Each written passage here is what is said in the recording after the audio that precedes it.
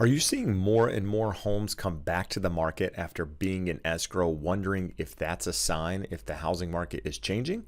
Well, it could be, but in today's video, we're going to talk about the most likely reasons properties are falling out of escrow. As a real estate agent for nearly 20 years, I've seen properties go in and out of escrow many times. In this market, though, things are a little bit different, right? You've got FOMO mixed with, a low supply of housing and people wanting to get into property, and they're doing things, quickly. They're making decisions quickly, and often that leads to people falling out of escrow for one reason or another.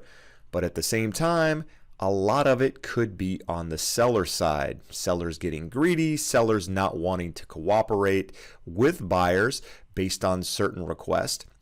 And in today's video, we're going to dive into this stuff in a little bit more detail and provide you with a little bit of insight, if you will, if you're actually looking to buy a home and how you might be able to take advantage of homes that have fallen out of escrow, to work in your favor and actually get your offer accepted. My name is Jeb Smith. As many of you know, my channel is all about real estate.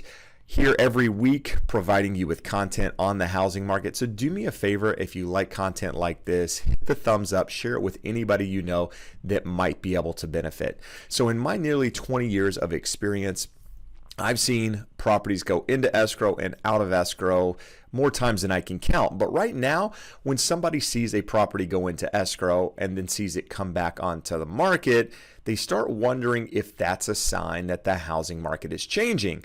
And I received this question the other night from a viewer, and I thought it was worth touching on because, if that is common in an area, if you start seeing a lot of that, that could mean a housing market shift could be in play. More often than not, it's not that the housing market is changing. It's just one of the following reasons that we're going to talk about. And one of the most common reasons, probably the most common reason I see properties go into escrow and fall out is buyers getting cold feet. In this market, people have to make very quick decisions. Oftentimes there are multiple offers. Properties are going above the asking price in a lot of markets, and people are having to make quick, almost irrational decisions in some markets in order to get their offer accepted. And once they get into escrow, they start having buyer's remorse, start wondering, should they have gone over the asking price? Should they have done that? Should they have stuck to their budget and not, gone way above it just to get their offer accepted? And in some cases, buyers are putting offers on multiple properties, right? Because they've been outbid, more times than not in this environment, and they want to get an offer accepted, so they're putting out multiple offers, and they're going into escrow on properties, and then come to find out the property that they really wanted, their offer got accepted, so they end up backing out of another one. But what I'm seeing more often than anything is buyers getting cold feet. They get into the situation or get into escrow and then realize, what, I'm not sure I made the right decision. This is a large financial investment. Is the housing market going to change? Did I pay too much? Could I have gotten it for less? All of those things. And that's probably the most common reason that homes go into escrow and fall out. The second is probably, equal to properties not appraising and home inspection issues. Now, in this market, you don't have to waive your appraisal contingency. I know there's a lot of people out there saying you need to waive your appraisal, waive your home inspection.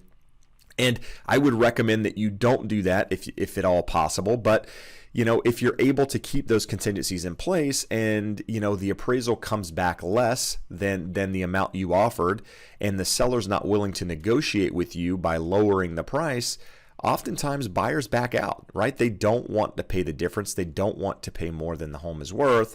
And in some cases, they don't have the funds to do that. And so the deal ends up falling apart for that reason.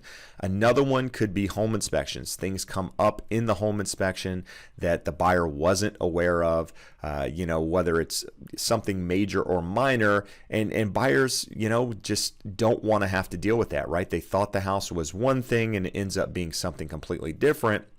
and they decide not to move forward.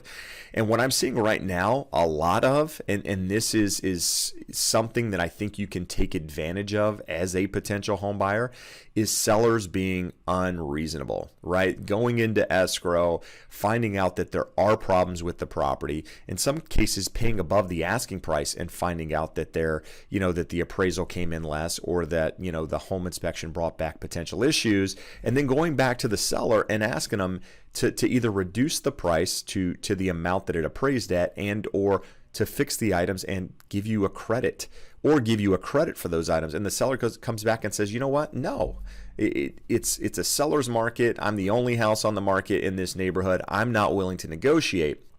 And buyers have gotten to the point recently, because the frenzy's calmed down just a little bit, to the point where they're like, you know what, I'm overpaying for this house, or I'm paying X amount for this property. I'm not going to come in here and do repairs. And in some cases, they don't have the money to do those repairs, and so they don't want to be in a position where they're purchasing a property that has all of this stuff, that needs to be fixed, and they're responsible for, and or they don't want to pay more than the property's worth. And so when the seller's not willing to negotiate, they say, you know what, I'm not moving forward. And that puts the seller in a position where they have to go back to market. Now, is that a sign that the housing market is changing? In my opinion, no, not at this time, right? It's not as widespread as I think it would need to be in order to see a shift in the housing market. Now, if you see a ton of it in your area, maybe things are changing just a little bit, but as a whole, I don't think that's the case. But here's what I think you can do as a first-time home buyer, as a home buyer out there looking to buy a property. In this market, if homes are sitting on the market longer than a couple of weeks, if a property's gone into escrow, falling out of escrow for whatever reason, try to get your agent to reach out to the agent on the other side to find out why that property fell out of escrow. Did it fall out for reasons that the seller couldn't control, like the buyer's financing fell through or something happened on that side?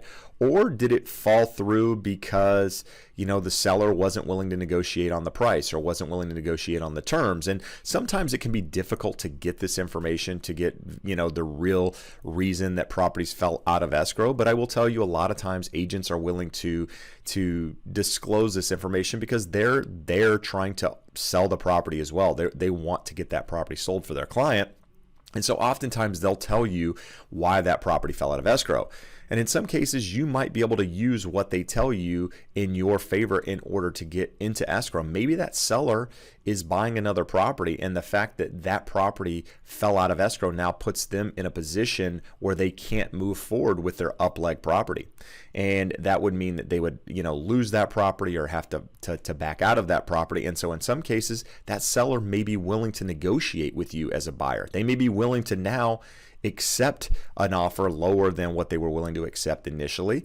A lot of sellers out there want to draw a hard line in the sand and say, I'm not willing to do this, because they don't think that the buyer will actually follow through. And when the buyer does follow through, it puts them in a tough position. So if you can find out why the seller decided to not move forward with the offer, or why it fell out, and find out the motivation of the seller, are they moving out of state? Maybe they have a new home that they've already closed on and they need to get this one sold. Whatever the reason is, perhaps you can use that in your favor to negotiate a better deal. I tell clients all the time, buyers think, there's either two things that go on when they see a property with days on the market, that are longer than normal, right? In this market, here in the state of California, homes are selling in an average of about 7 days. So that's really quick. So if you saw a home sitting on the market for 25, 30 days, that's a longer time than normal in this market. Now, by historical standards,